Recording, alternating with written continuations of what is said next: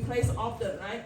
And then he's not just building in United States, also in Hong Kong, Taiwan, Malaysia, Singapore, and Australia, if I get it correctly. Okay, leading a tremendously successful, huge team in Southeast Asia.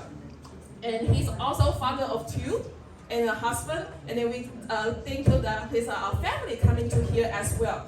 And also, he also a director who's making 18,000 to 25,000 every full space cycle. He's also a $1 million club member. Everybody stand up. Please give the warmest welcome to Mr. Stephen Hu. Thank you. Please be seated. It's my honor and privilege to be invited to here.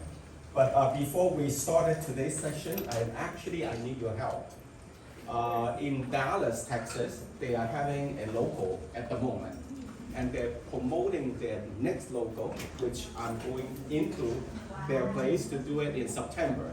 So they request me to record a video to promote it. Okay?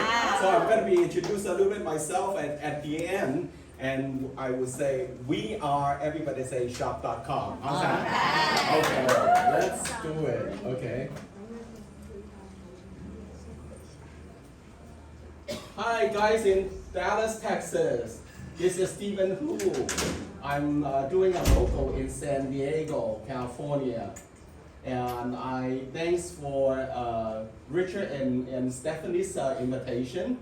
I will be doing a local in Dallas in late September, and I'm not only sharing with Basic 5, and I will share a lot of stories and experience, and I cannot wait to be there.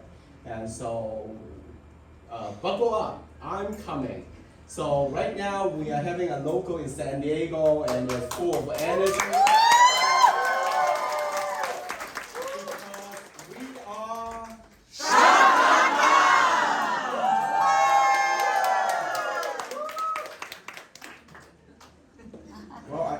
Send this to them.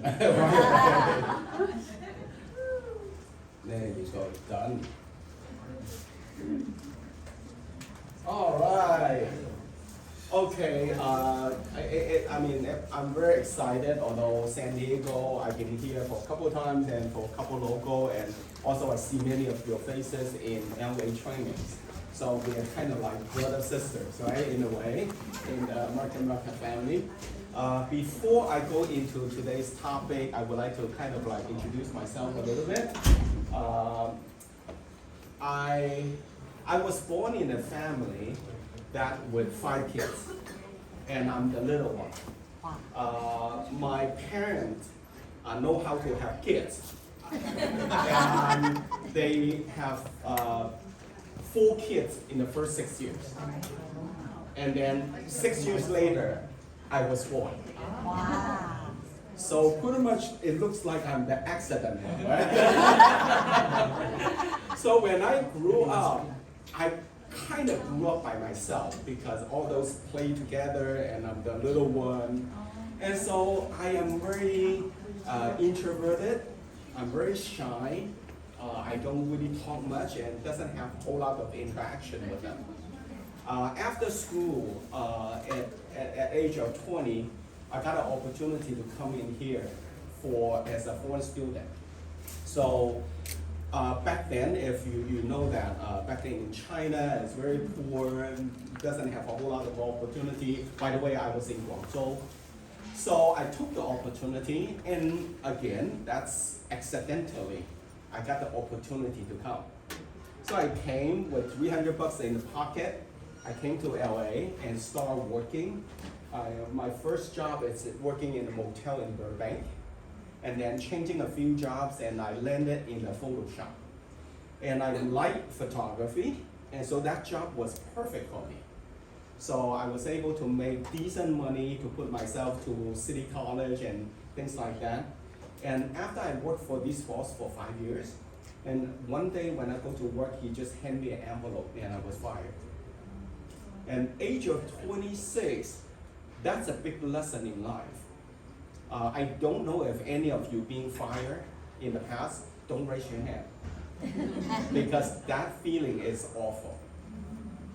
It's almost like you're being portrayed, being sold out. I mean, I contribute my best 5 years to this boss, and then I was let go. So I was very frustrated, very angry, but very scared, because where's the next paycheck?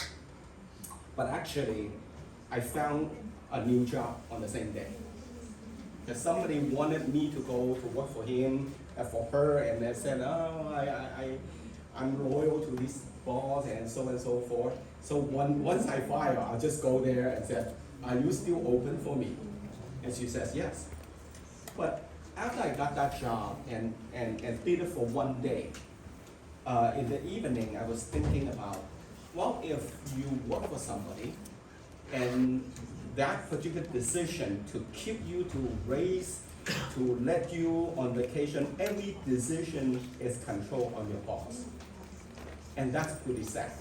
I'm not saying that if you're working right now is sad, but to me, that's not what I wanted. So the next morning, I called this new boss, I said, I resigned. And you don't even have to pay me. Because I know that that's not what I want. At least it's not what I wanted when I come from all the way from China. So I start to let my friends know that I'm in a position for business opportunity. If anybody have any news, let me know. And I was very lucky, in about 3 weeks, somebody said that, well, there's a photo shop in Orange County, it's closing down, and the business owner did not want it well, and she wants to just close it down. So I went there and take a look at it. I said, well, the location is good, the shop is good, the machine is okay, workable.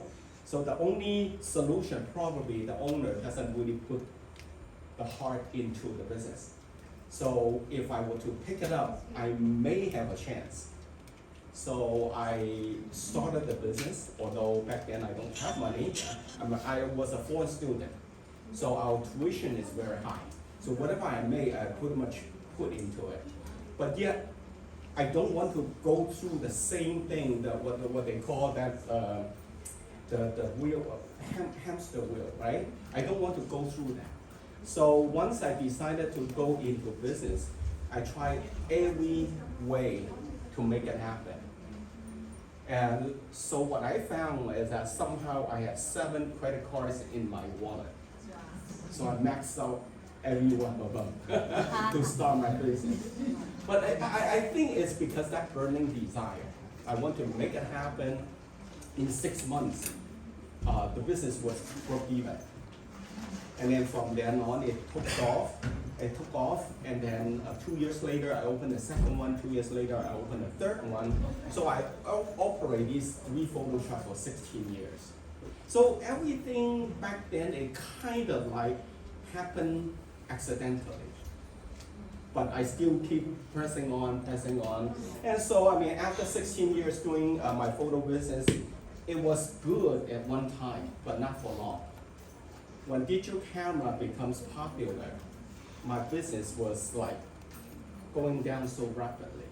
So I knew that I could not stay in that industry for long.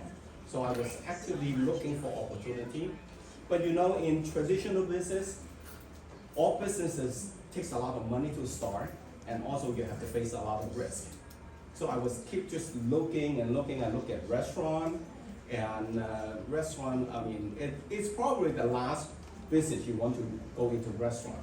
Any restaurant owner here? I don't mean to offend you. Because restaurant is so much work, so much overhead, labor issues and all that. So not for me. So I look at import-export business, and I don't know anything about the business. So ended up, I think that opening up a franchise might be an option for me. But yet, when I contact McDonald's and Taco Bell, it costs more than $1 million. And not to mention, that $1 million has to be cash in your bank account. And so that's not feasible for me. So ended up, I contacted Subway. And it was about 140,000 to start.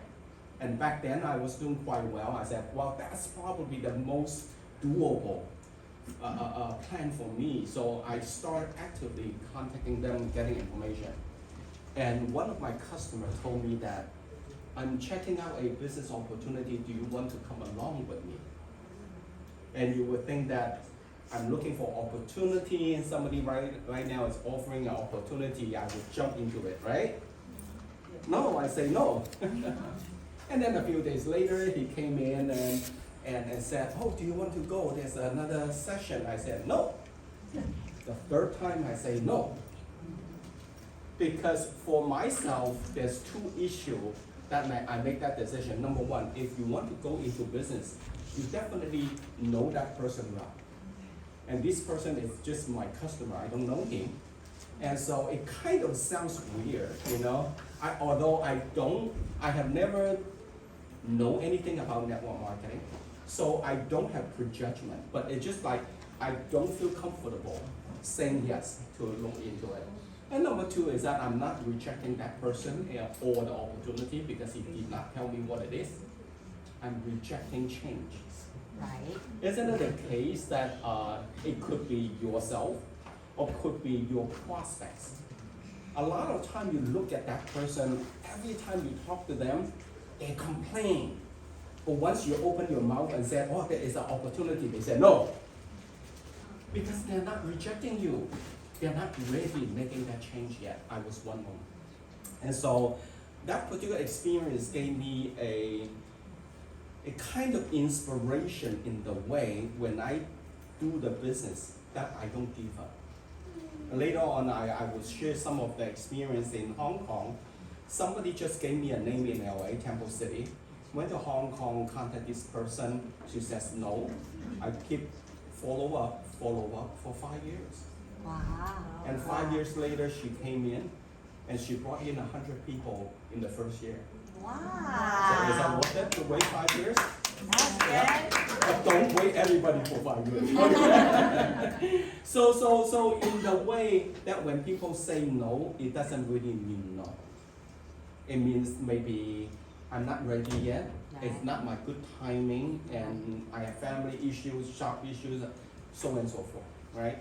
And so, fortunately, I was saved by this guy by inviting me on the fourth time. I cannot say no. I feel guilty to reject people that many times. And that is one of the tricks in our business, is that many times when we invite people, we quit too early. Right. Right. And we talk to people about the second no. We said, if I continue to invite again, we might not be a friend. And so we stop there. Because people's situation change every single day.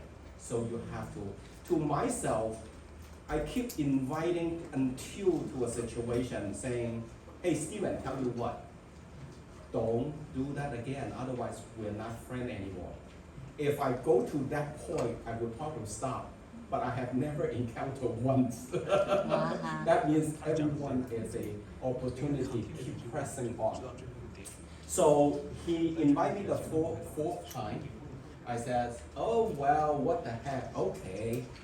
So I went to Cerritos, which is my upline's home. And we have about six people. And then back then, there's no PowerPoint, no projector, it's all chart, okay?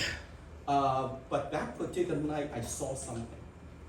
At least about 3 points I kind of catch. Number one is passive income. For myself, I'm very introverted. I don't have a social network. I have never contact with network marketing. I have never heard of a term called passive income. I don't know about you. I know that I work for my income, and that's called active income, but never at once somebody told me that's called active income and there's a better way. And so that night when I see that, I said, wow, if somehow I put some time in there, a few years later, I can make money while I sleep. I want that. Right. That's called passive income, right? And second thing is that, wow, this business, your BV is coming up because of everybody changing their buying habit. Actually, back then, we already have shopping annuity. It just didn't have that word. And the concept is always the same. When everybody participate in the business, that they change their buying habit, that's where the consistent BV comes up. And by the way, back then it wasn't IBV. And the first convention I went, they introduced IBV. So even BV, that's very good. When people take shower, I'm happy. Right? When people brush their teeth, and back then I believe there was a toothpaste. And so I said, well, that kind of money I want to have. And third one is that once I understand that compensation plan infinitively 100% flow up without discount and without level, I said, if that's the case, this business is so simple. You join and don't quit. Right. Just keep doing what you're supposed to do. Someday, the system will reward you. And so I remember about like a couple hours for the presentation. At the time when I drive home from Cerritos to Diamond Bar, I was excited, so excited. So the next week I went to a UBP to check that out. So after the UBP, and I called my sponsor, I said, I don't know if you're ready or not, but I am. And then I started the business. And the magic moment I was talking to him, the magic moment for me in this business is that a month and a half later, when I go to the first North Carolina convention, and that's really eye-opening opportunity for me. I saw so many people making money, and not to mention, many of them doesn't even speak English. I said, what the heck is this opportunity? Allow a so average person to make such above average income. I said, if they can do it, I can. And that is a big magic moment. By the way, about a week ago, was that 2 weeks ago, Lauren sent out an email and kind of recruited a few people, I'm one of them, to have a Zoom meeting. They want to find out how they can leverage recognition in the convention to capture people's magic moment. Because that's very powerful. I was one of them. It's because that recognition, I saw the light, I make the decision that this is my last career. So that's very powerful. So if any of you haven't make up that mind to go to August convention, well, it's about the price of a iPhone. Right. Yeah. When you buy an iPhone, probably not much Right. change your life, right? But if you go to this opportunity, it may not be for you. It may be for some people, it takes a few times to go, somehow they click on that particular opportunity. But there's a big chance. So give yourself an opportunity. So from then on, the rest is history. The rest is history. I already make up my mind. Someday I'm gonna stand up there as a director, as a $1 Million Club member. Right. I don't know how. If they can do it, I can. Right. I don't know when, just someday. Right. Yeah, yeah. So you have to make up your mind. Okay, before I go into the main topic of the local seminar, which basically is Basic 5, I want to share some of the lessons I learned for the last 22 years in the business. And I think that is very important to talk about my story. So the reason I'm telling my story is that I myself, maybe to a lot of you, when you go out to do prospecting, recruiting, I'm probably one of the person should not be on your list. because I'm shy, I have very narrow social network, and I'm not really a determined person. Everything kind of happened to me, and so on and so forth. But with this opportunity, it really doesn't matter. And what it matters is that someday, somehow, you found that's it. That's something what I want to do. And that particular magic moment, regardless who you were, it doesn't matter. So I want to just give you, because a lot of time when we coach our partners, and they always make excuse, oh yeah, I'm not the type of people can do this type of business. Well, what type of people is supposed to be suitable for this business? When you see the $1 Million Club members stand up there, they're coming from all walks of life. Young, old, men, women, any social background, education background. So there is no common thread. The only common thread is that they want to do the business. That's it. So who you were is not important. Who you will be is more important. So definitely put some time in it and find your magic moment. Okay, where's the computer? It's not clicking. Okay. Oh, right here. Okay, good. Okay, there's a few lessons I learned for the last 22 years, and the first lesson is that when I started the business, as I said, I'm very close, well, I wouldn't say close-minded, but my life is quite close in a close circle. So I don't know much, and definitely I don't know anything about network marketing. But fortunately, my senior partner, my sponsor, Taiwanese, went to Taiwan and brought in a lot about network marketing audiobooks and to kind of feed me. And so when I listen to these two gurus, actually they are still very popular. This guy is Chen Anzi, 有听过吗? In China, it's very popular right now, but he started in Taiwan. Shi Taiming. I think he kind of faded out. Well, in their teaching, one thing that I learned and I also mastered it is that, well, right now I'm saying Market America business, but what he's actually saying that in network marketing industry, it actually is a compressed success opportunity. Why is that said? Because you are not doing alone. You are expanding your distribution channel, you're building a network of entrepreneurs.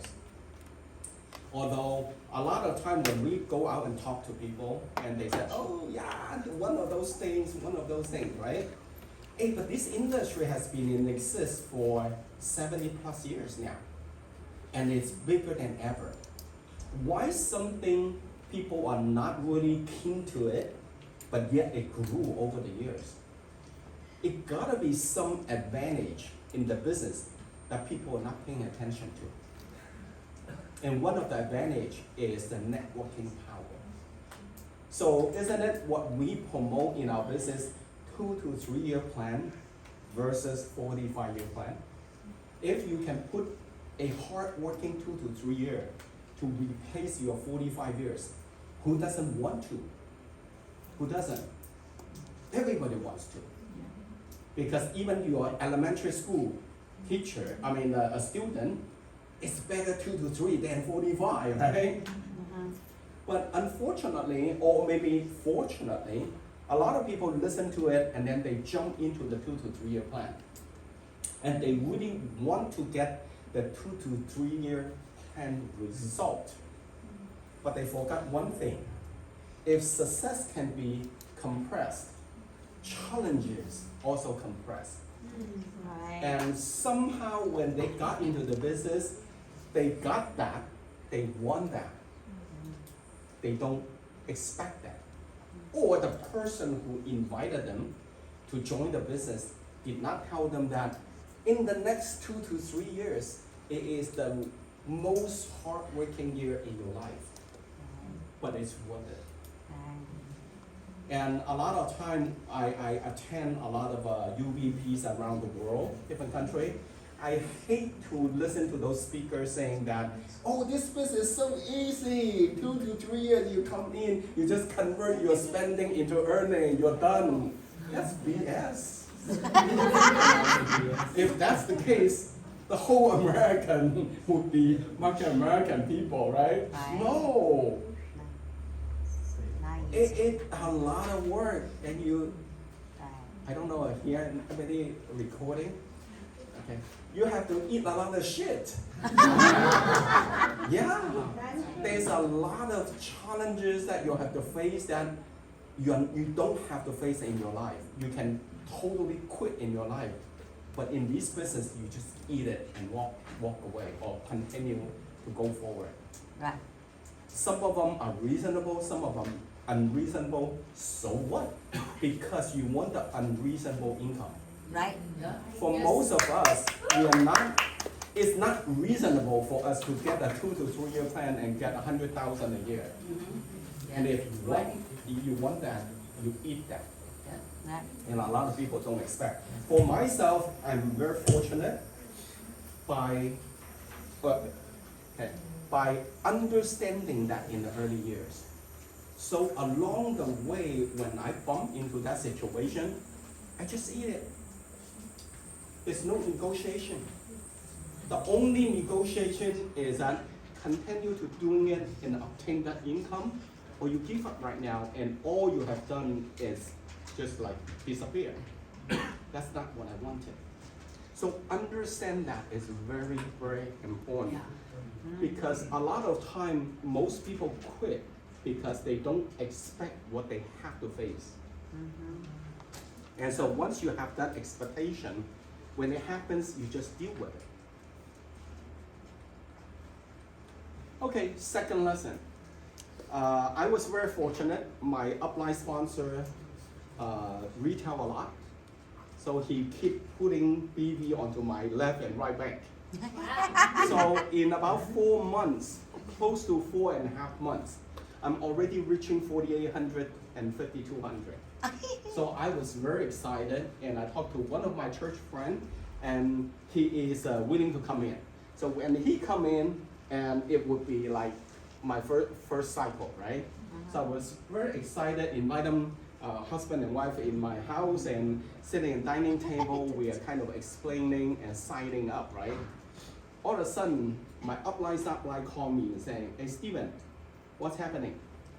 I said, I'm signing up. I'm about an EC right now. He said, no, I'm not talking about this.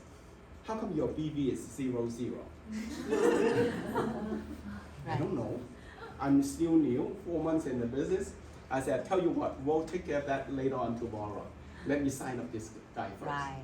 Well, back then we were signing up with paper, so even though they signed up, I don't have to turn in, right? So the next day, I call my upline supply and find out what's happening. He said, I don't know. Your account was 0. What happened? Well, I don't know what happened. I'm new, right? So he contacted Market America. Well, my account when I started, it was a little weird. Normally, when you sign up, your first auto ship comes in 2.5 months, right? Right. And after I signed up, within a month, I already got my auto ship. Oh. So my upline says, why? So they contact Market America. Market America says, we make a mistake. So what do you want to do? You want to return these? Or we can use this auto ship as your first auto ship. So you don't have an auto ship until 3.5 months. Which one do you want to take? Right. So my upline said, well, since I'm already here, how about we'll take the second option?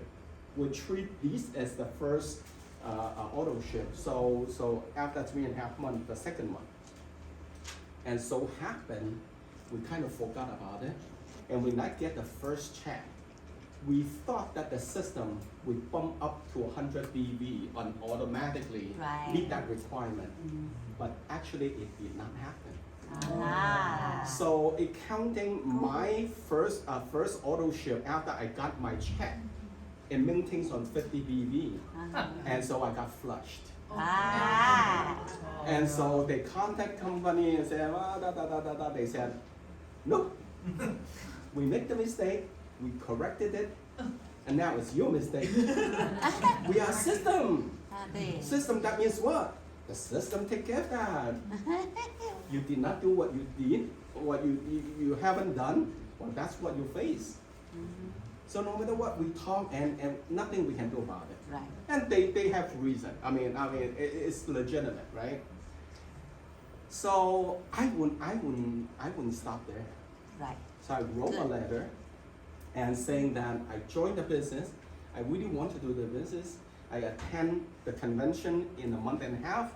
Come back, I attend UBP, how many UBPs and NUOT, B5, right? I already got an organization, I said, yeah, I realize it's not Market America's mistake. But if Market America consider to reverse that, that would be tremendous encouragement to me and to my organization. Wow. So I write that letter, I send it out. When I write the envelope, I says, shit, I might as well to say JR writing there. So I sent a letter to JR. Wow. And then about 10 days later, as I was working, and the phone rang. Not JR, but from customer service. And saying that, okay, we received your letter, we consider it. And if you buy 50 more BB put on 001, we'll reverse that. Wow. So from then on, I really kind of like appreciate, although this business is highly systematic, but it's very human. Right. So from then on, anybody stand up and try to trash Market America, I'm the first one to come up to defend it. Right. Because it's amazing company. And so from then on, I know it's not a perfect company. I still have issues.